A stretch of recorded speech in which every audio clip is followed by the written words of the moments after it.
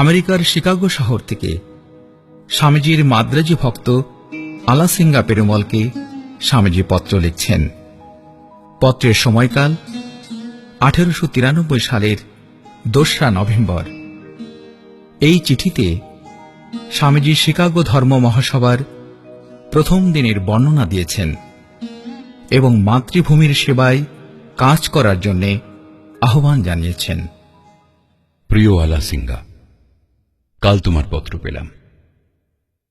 বোস্টনের নিকটবর্তী এক গ্রামে ডক্টর রাইটের সঙ্গে আমার আলাপ হয়।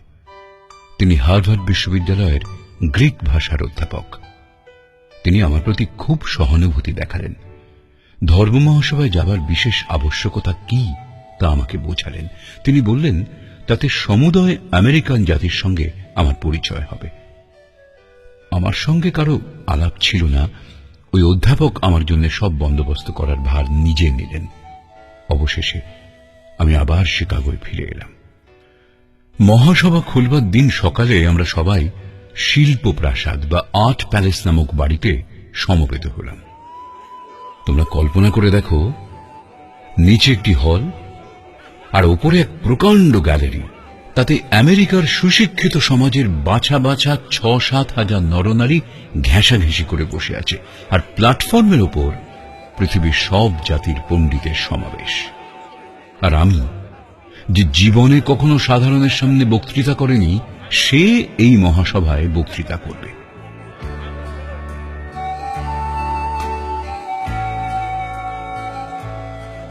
সঙ্গীত, বক্তৃতা প্রভৃতি অনুষ্ঠান যথারীতি ধুমধামের সঙ্গে সম্পন্ন হবার পর সভা আরম্ভ হল। তখন একজন একজন করে প্রতিনিধিকে সভার সামনে পরিচয় করিয়ে দেয়া হল। তারা সকলেই বক্তৃতা প্রস্তুত করে এনেছেন। আমি নির্বোধ, কিছুই প্রস্তুত করিনি। দেবী সরস্বতীকে প্রণাম করে অগ্রসর হলাম। ডক্টর ব্যারোজ আমার পরিচয় দিলেন। আমার গৈরিক বসন শ্রোতাদের চিত্ত কিছুটা আকৃষ্ট করেছিল। আমেরিকাবাসীদের ধন্যবাদ দিয়ে এবং আরো দু এক কথা বলে একটি ছোট বক্তৃতা করলাম। যখন আমি আমেরিকাবাসী ভগিনী ও ভ্রাতৃবৃন্দ বলে সভাকে সম্বোধন করলাম, তখন 2 মিনিট ধরে এমন করতালির ধ্বনি হতে লাগলো যে কানে যেন তালা ধরে যায়। তারপর আমি বলতে আরম্ভ করলাম।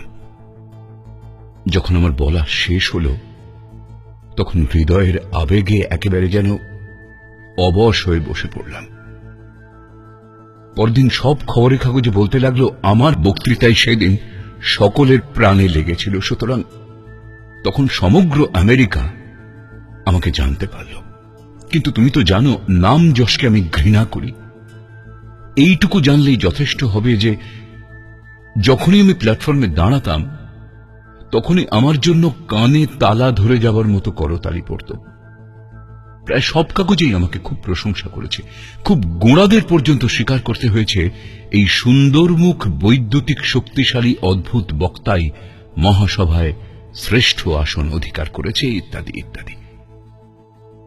এর আগে প্রাচ্যদেশীয় কোনো ব্যক্তি আমেরিকান সমাজের ওপর এরূপ প্রভাব বিস্তার করতে পারেনি।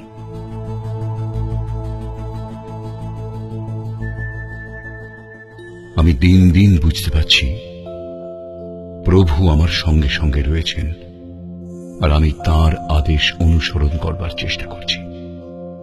তাঁর ইচ্ছাই পূর্ণ হবে। এই পত্রখানি খেতড়ির মহারাজকে পাঠিয়ে দিও। কাজ করো, করে মরো, এই হল জীবনের সার। সাহস অবলম্বন করো।